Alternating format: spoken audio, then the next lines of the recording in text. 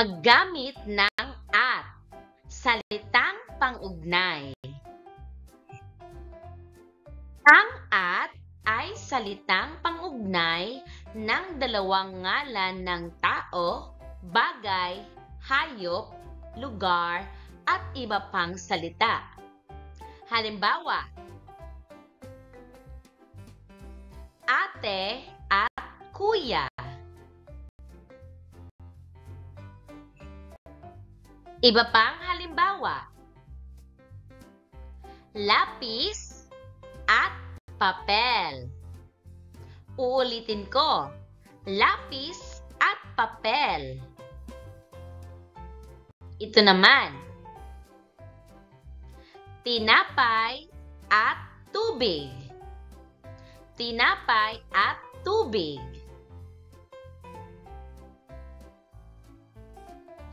Kutsara at tinidor.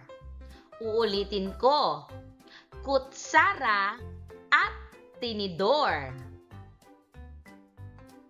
Ito naman, paaralan at parke. Paaralan at parke. Ito naman, buwan at bituin. Buwan at bituin. Aso at pusa. Aso at pusa. Subukan natin. Pag-ugnayin ng at ang dalawang salita. Bilang isa, kutsara, patlang, tinidor. Dalawa, sapatos, patlang, medyas. Tatlo, manok, patlang, itlog. Apat, bulaklak, patlang, paru-paro. 5, kabayo, patlang, kalesa. Bibigyan kita ng 1 minuto para sumagot. Handa ka na ba?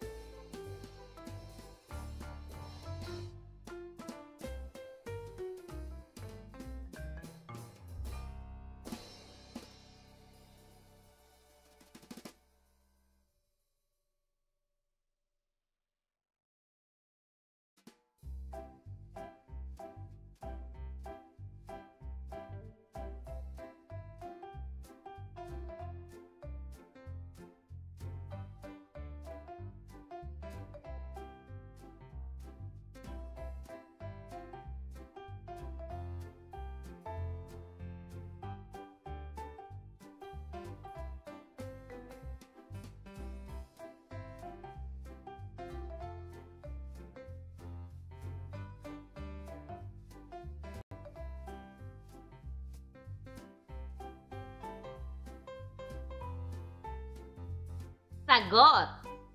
1, kutsara at tinidor. 2, sapatos at medyas.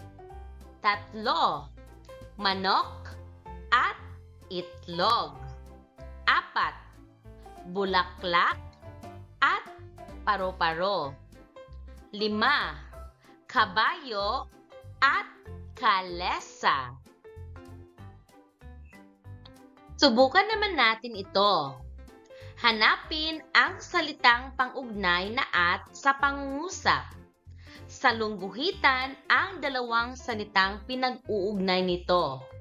Uulitin ko. Hanapin ang salitang pang-ugnay na at sa pangungusap.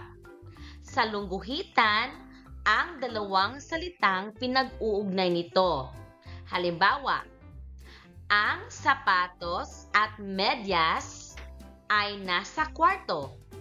Ang tamang sagot ay sapatos at medyas.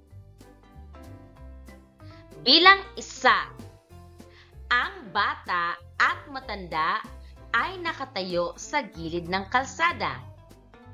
2. Ako ang may-ari ng papel at lapis. 3. Sina John at Ken ay naglalaro. 4. Ang buwan at bituin ay nasa ulap. 5. Sasayaw at kakanta si Jen mamayang hapon. Bibigyan kita ng 1 minuto para sumagot. Handa ka na ba?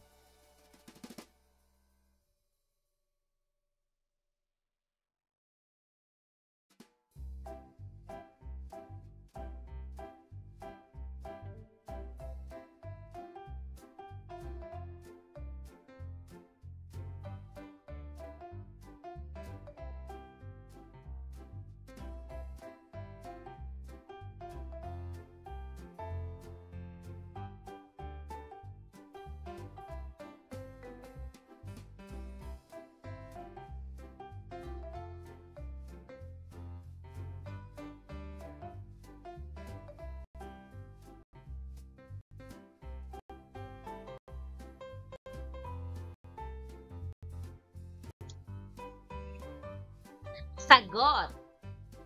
Bilang 1. Ang bata at matanda ay nakatayo sa gilid ng kalsada. Ang tamang sagot ay bata at matanda. Bilang 2. Ako ang may-ari ng papel at lapis. Ang tamang sagot ay papel at lapis. 3. Sina John at Ken ay naglalaro.